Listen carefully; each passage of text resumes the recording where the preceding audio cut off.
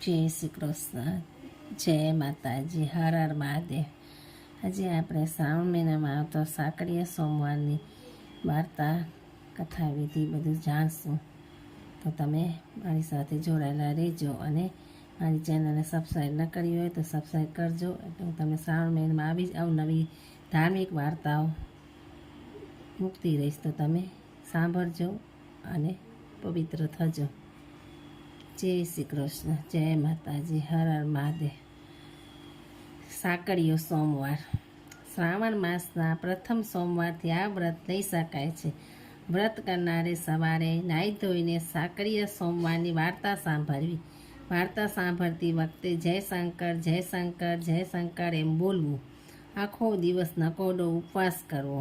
જેનાથી ભૂખ્યું ન રહી શકાય એવા માંદા અને અશક્ત માણસે આ વ્રત ન કરવું.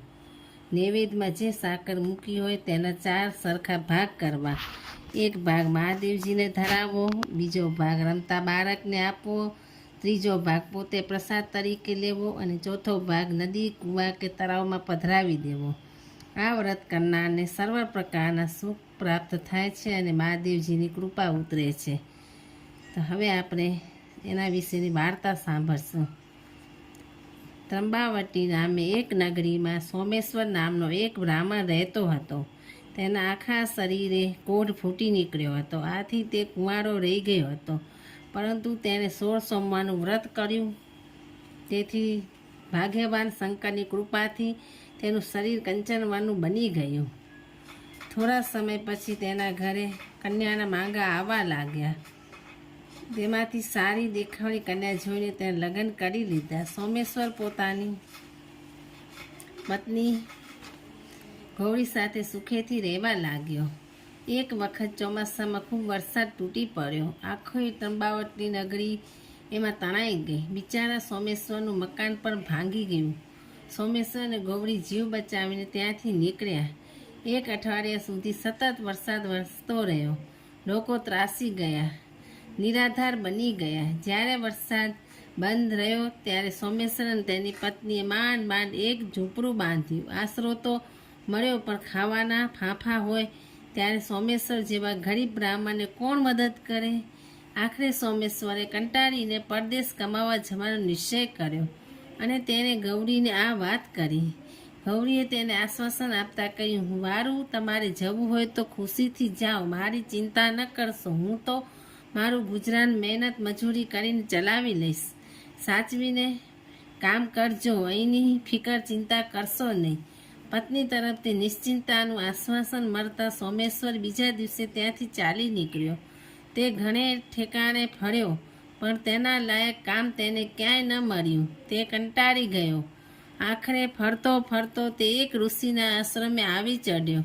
ઋષિએ તેને આશ્રમમાં થોડા દિવસ રહેવાની છૂટ આપી. વાતચીત દરમિયાન સોમેશ્વરે પોતાની સઘળી હકીકત ઋષિને કહી સંભળાવી.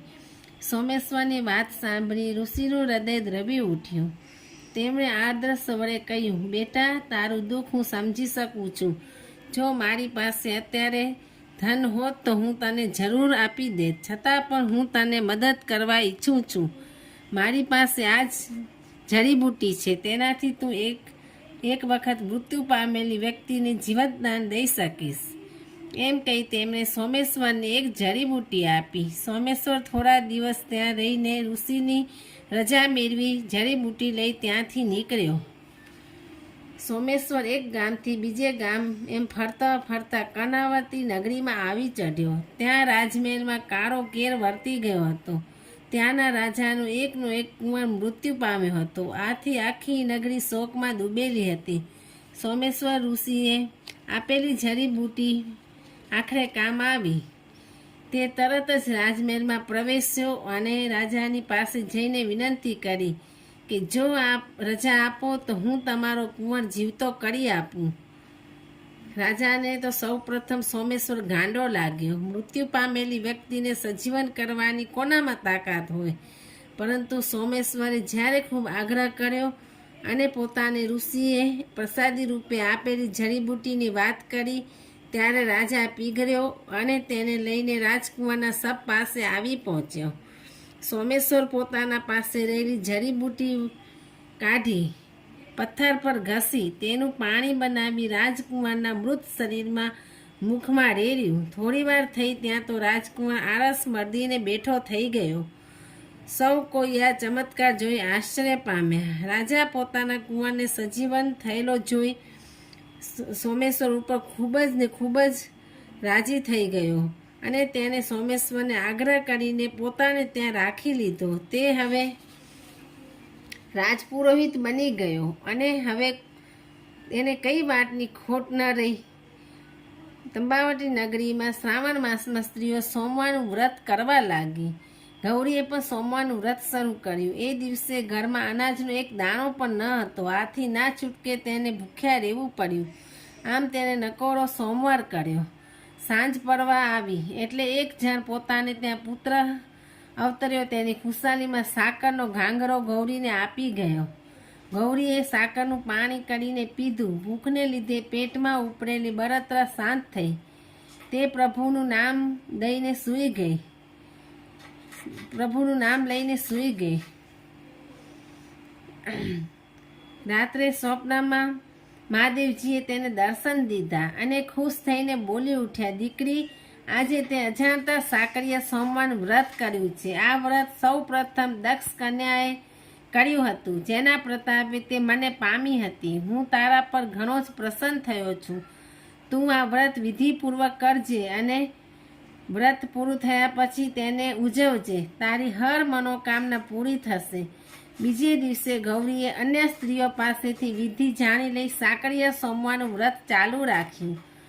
આ પ્રમાણે ગૌરીએ 16 સોમવાર પૂરા કર્યા. ત્યારબાદ તેણે છેલ્લા સોમવારે વ્રત ઉજવવાનું નક્કી કર્યું. પણ તે પૈસા વગર વ્રત સી રીતે ઉજવે? આથી તે નિરાશ થઈ ગઈ. પરંતુ ત્યાં જ અચાનક એનો પતિ સોમેશ્વર પુષ્કળ ધન કમાઈને પોતાને ઘરે આવી પહોંચ્યો. તેને ઘેર આવી પહોંચેલો જોઈ ગૌરી ખૂબ જ ખુશ થઈ ગઈ. સોમેશ્વર ઋષિએ આપેલી જડીબુટીની અને તે દ્વારા રાજકુંવરને જીવતદાન આપી માનપાન મેળવ્યાની વાત ગૌરીને કરી.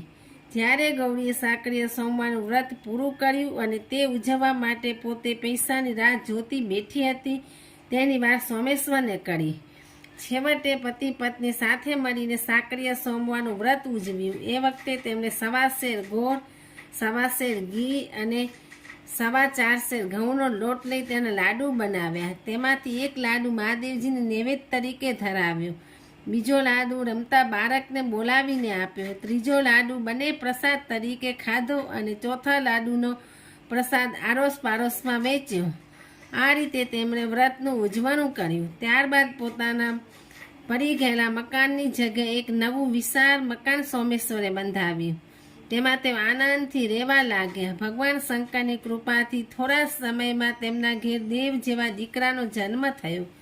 જય ભોલેનાથ. સાકરિયા સોમવારનું વ્રત જેવું સોમેશ્વર અને ગૌરીને ફળ્યું એવું સૌ કોઈને ફળજો. કથા વાર્તા સાંભળનાર તથા આ વિડીયો જોનાર સાંભળનાર સૌ કોઈને આ ગૌરીને સોમેશ્વરને જેમ વ્રત ફળ્યું તેમ સૌને ફળજો. જય ભોલેનાથ. હર હર મહાદેવ. જય શ્રી કૃષ્ણ. તમને આવી ધાર્મિક કથા વાર્તાઓ સાંભળવી હોય તો આ મારી ચેનલને લાઈક કરો, શેર કરો અને સબસ્ક્રાઈબ કરો. જય માતાજી. હર હર મહાદેવ.